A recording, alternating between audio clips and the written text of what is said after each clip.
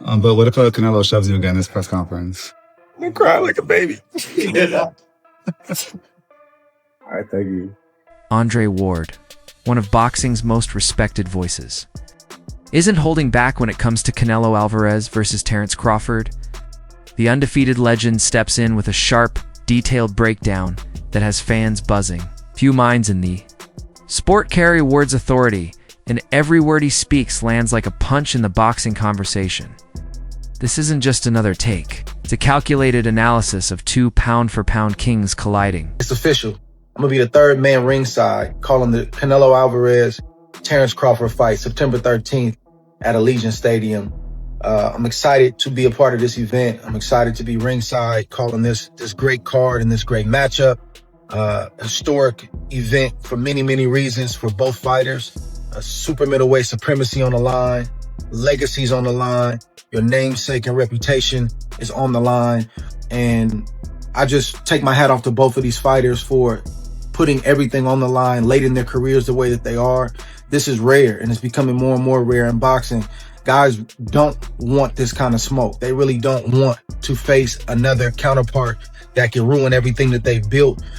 And it really don't matter how much money's on the table for a lot of guys. They'd rather take a lesser risk for less money than to risk everything like these two fighters are doing. So I take my hat off to them. And I also want to give a shout out to Turki Al-Sheikh for all that he's done to put this fight on.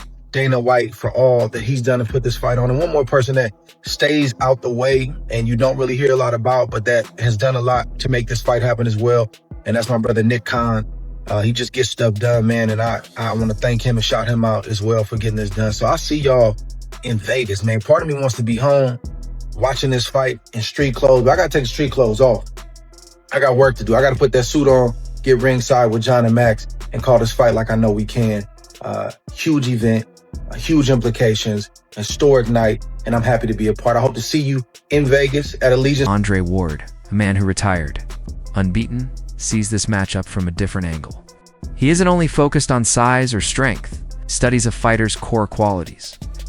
Ward pointed out that one of Canelo's biggest weapons isn't a crushing body shot or a vicious left hook. It's his ring presence. He explained that Canelo always moves forward and looks in command, even while resting. That steady pressure unsettles rivals, draining them mentally and physically because they feel they never get room to breathe. On the other hand, Ward noted, one clean shot can end everything. There's no escape. So what do you think would happen if Canelo fought Terence Crawford? I'm going with Terence Crawford. You know, big weight jump, a dangerous fight, but somebody's got to prove to me that they can break Terence Crawford's will and that he can't figure it out against you. Yeah. You know, it ain't no disrespect toward Canelo, but I've said this the last couple of years. I have not been against Terence Crawford with nobody. Like, you got to show me that you can be. Ward then revealed. The key point of his assessment said both Canelo and Crawford are natural punchers. Yes, they can box, but their real instinct is to hurt. Their skills mainly set up the knockout. Ward believes that for either to win on September 13th, they must resist their instincts. They need to become boxer punchers, putting tactics over aggression. Knowing that one careless step against someone this good could mean disaster, this isn't just a bout. It's a clash of impulses, yet that chess match is being crowded out by another major topic. Of course, you know what I mean? Like I said before, this is the biggest fight in boxing. You know, Terence Crawford versus Canelo, Canelo versus Crawford. It's the biggest fight to be made in boxing, and it's made, and we're gonna make history. We saw you at 180. Are you comfortable at that weight? Are you walking around that big? Are you comfortable at that? Nah, man, I'm 200 pounds, man. What y'all talking about? For the huge weight gap, Crawford is making a bold jump up to full classes. From 147 to 168 pounds, to go after Canelo's undisputed crown, many fear this could be ruinous. They compare him to Kell Brook or Amir Khan-skilled men who moved up only to be crushed by a naturally bigger, stronger foe. Still, some are starting to ask if that size edge is even real. Oh, man. Crawford out here body slamming people. Canelo fans are super scared. He feeling into the weight. You know he looked like a 168 pounder. That boy looking brolic. Brother. Definitely looking big as hell. Hey, September 13th is going. Crawford often rehydrates heavily after wins, sometimes looking as big or bigger than his opponents on fight night. The debate now centers on functional weight. Isn't just what the scale shows, but how a boxer uses it inside the ropes. Canelo has long fought at 168 and above. For Crawford, is this leap reckless or a clever gamble by someone who knows his body better than anyone? The answer could settle the weight talk. And then came a twist. It's not only his size drawing attention, a quiet storm surrounds his gear. For years, whispers have linked him to glove troubles. In certain big fights, his gloves split or tore most, famously versus Sean Porter. His team blames poor manufacturing, while others hint at tampering, suggesting padding might be thinned near the knuckles. No proof exists, only suspicion and odd timing. But in boxing, tiny details matter, and these murmurs cast a shadow. As Crawford readies for his hardest foe, old doubts rise, adding heat to a massive test. The ghost of gloves stories refuses to vanish. German performance enhancement gloves to knock out somebody that we never heard of before, bro. It's sad, bro. You know what I'm saying? The gloves?